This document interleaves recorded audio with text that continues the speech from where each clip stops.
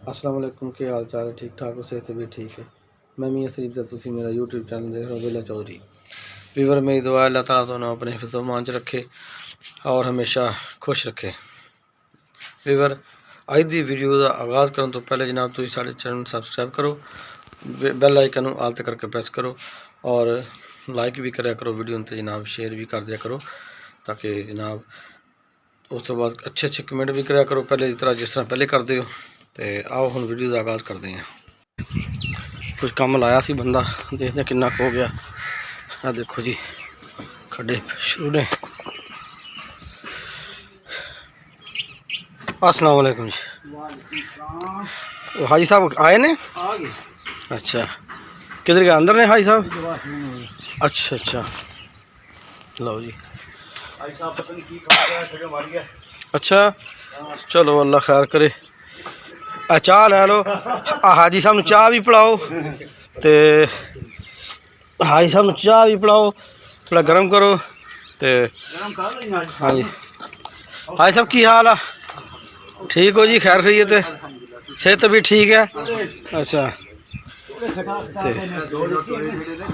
हाँ जी हाँ जी हाँ जी, साढ़े व्यूअर नूं दिखाना चाहते असीं कि असीं यह बनाया, यह खुदाई की जनाब पिलर बनाने हैं, ये पिलर बनाने हैं।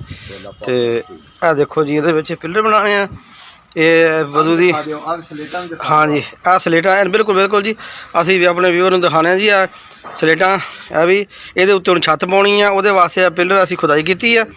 तो यह 4 पिलर जिहड़े ने तैयार हो रहे हैं, तो इन्हें भरांगे बीम खड़े पिलर खड़े करांगे, उत्ते फिर लैंटर पावांगे इन्हां दे। यह वाशरूम ने क्योंकि बारिश दे विच ना तो बंदा बह के वजू नहीं कर सकता।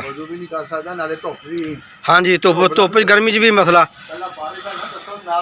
बिल्कुल जी, दोवें चीज़ां धुप्प तो साया भी जरूरी है तो नाल बारिश तो भी बचत बिल्कुल।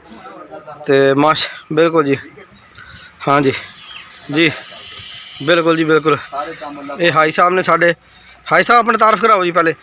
हाजी साहब ना तुहाडा नाम की जी? हाजी साहब अब्दुल खालिक। हाँ मसला तो जनाब हाजी साहब दे जिंदगी जी ना वो मस्जिदां दे ज़्यादा गुजरी है, मस्जिदां हाजी साहब ने बनाइया ज़्यादा। तो हाजी साहब तकरीबन कितनी मस्जिदां बना लियां तुसीं अपनी जिंदगी?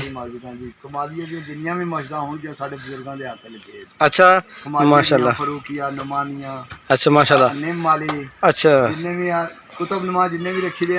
हाँ जी वो तो माशाल्लाह तुहाडी माशाल्लाह।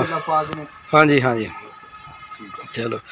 तो हाजी साहब ने जी काफ़ी साड़ी मस्जिद का भी इन्होंने बुनियाद रखाई सी, तो काबा सीधा कराया सी, तो कुतुब नमाज कंपास रख के इन्हें बकायदा जनाब डिग्री सेट करके तो फिर जनाब असी रखी थी। तो माशाल्लाह अल्लाह ताला हाजी साहब नूं खुश रखे जी, सेहत तंदुरुस्ती देवे। तो अल्लाह के नेक बंदे ने। तो हुण इन्हां दे शागिर्द ने काफ़ी सारे मिस्त्री, तो उस्ताद ने हुण इन्हां दे जिस मिस्त्री जिसने मस्जिद बनाई है मिस्त्री जमीर साहब, उन्होंने उस्ताद ने ये। तो जनाब साढ़े भी उस्ताद ने, तो असी जनाब इन्होंने बस तुसी दुआ गूँ हाँ।